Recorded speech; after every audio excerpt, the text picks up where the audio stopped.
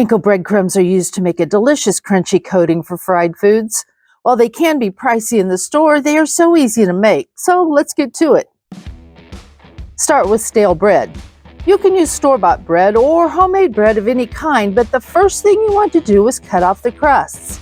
Panko is a Japanese-style breadcrumb that is dry but not toasted to the golden color of other breadcrumbs.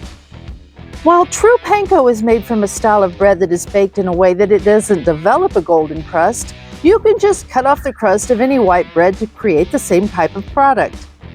After removing the crust, you need to cut your bread into cubes to place into your food processor or blender. If using a blender, you will want to do this in small batches.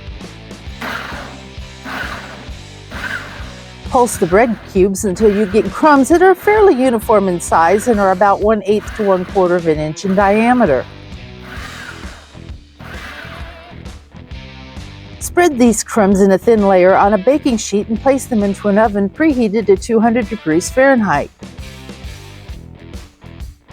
Leave them for 20 minutes.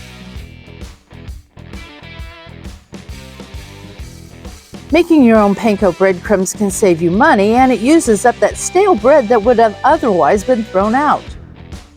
After removing them from the oven, allow them to cool completely before placing them in an airtight container for storage. These breadcrumbs should store for up to 6 months. Thank you for stopping by the old Mayfield place today. Stay prepared, enjoy your breadcrumbs, and have a blessed week.